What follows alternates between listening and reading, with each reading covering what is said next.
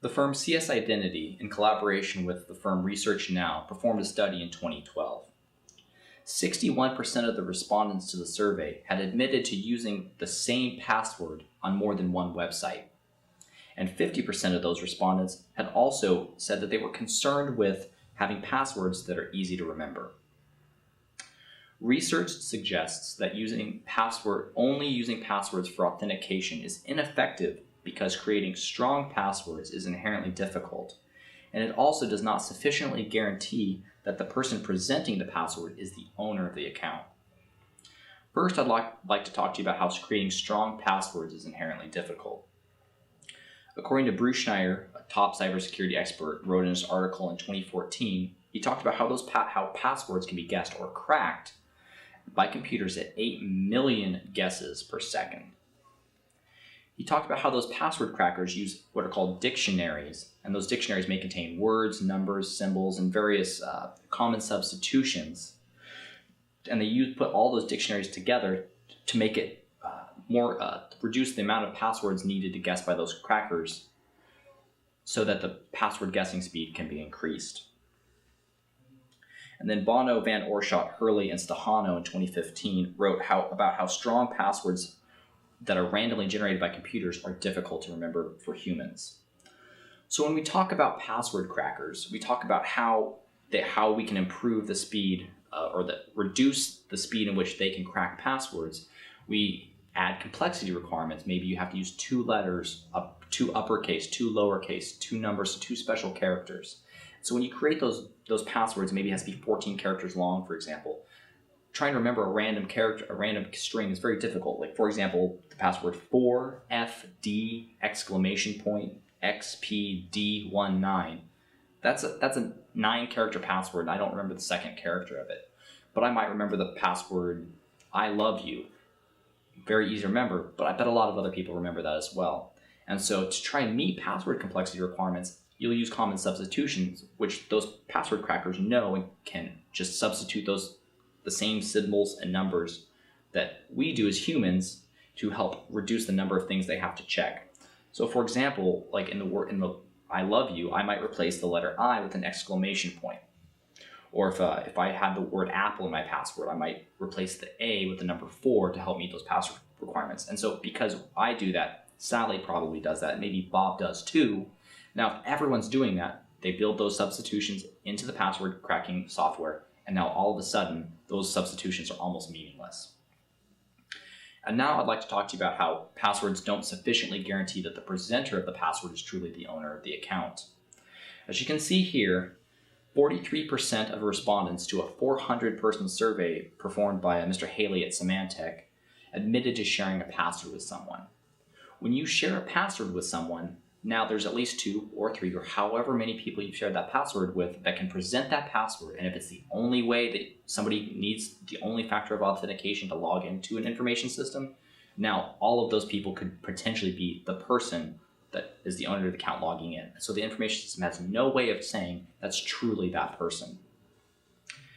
And then the National Institute of Science and Technology, Special Pub 863, talks about how information systems that use one factor, such as a passwords, for authentication are objectively less secure than those information systems that use 2 factors of authentication, or even 3. So let's talk about what a factor of authentication is. So we talked about the 3. The first is what are called biometrics, or something you are. An example of biometrics are thumbprints. Thumbprints are something that are unique to an individual. I'm the only person in the world with my thumbprints. And then something you know, and we've been talking about passwords. Passwords are an example of something you know. And then something you have, and we might say a physical token. An example of a physical token would be your ATM card. Or maybe if you're a member of the armed services here in America, you have a common access card, and that is a factor of authentication because you possess that token. And so when you combine 1 or 2 or even all 3 of the factors of authentication, you now have a significantly more secure information system. Take the example of the ATM machine. If you want to go get $300 cash out of your bank account, you have to present something you have, the ATM card, and then you also have to have something that you know, which is the ATM PIN number. So that's probably one of the most common mechanisms of two-factor authentication that humans are used to in their daily lives.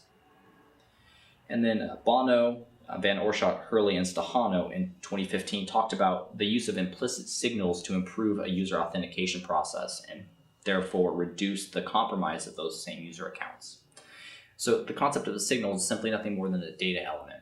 When you log into your bank, if we keep with the financial system, you are logging in most likely from an IP address from a computer, so it's going to have that bit of information. It's going to have the operating system that you're logging in from, and it's probably going to have the browser that you use.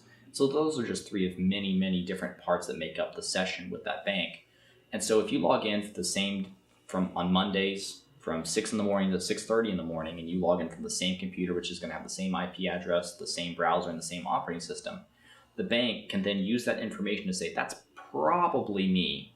That's probably that person. It's not going to guarantee it, and that's why they still make you use your password, but it just helps to improve that authentication mechanism. Whereas if, for example, you log into your bank from your vacation in Bermuda using the hotel lobby computer, probably none of the information is going to match, and then the bank can then say, maybe this isn't the person who they say they are. It can perform additional authentication steps as maybe forcing you to call in or click on a link that they've sent you in your email. In conclusion, we've talked about how research suggests that using only passwords for authentication is ineffective because creating those passwords strongly is difficult, and it also doesn't sufficiently guarantee the identity of the person presenting the password is the owner of the account. In closing, I'd like to talk about a study performed by Mr. Gooden in an article and presented an article on Ars Technica in 2013. He talked about how using a commodity computer with a single AMD 7970 graphics card, which certainly isn't overly high-end even at that time, it took researcher Jeremy Gosney only 20 hours to crack 14,734 of the hashes in this password list, which was a 90% success rate. A hacker only needs one password to get into your systems. And so this researcher, in under a day, only 20 hours, was able to crack 90% of the passwords presented to him. That's a staggering number and just shows you how difficult it is for humans to create those passwords, and how we should probably consider using a second factor of authentication in the authentication mechanisms of your information systems.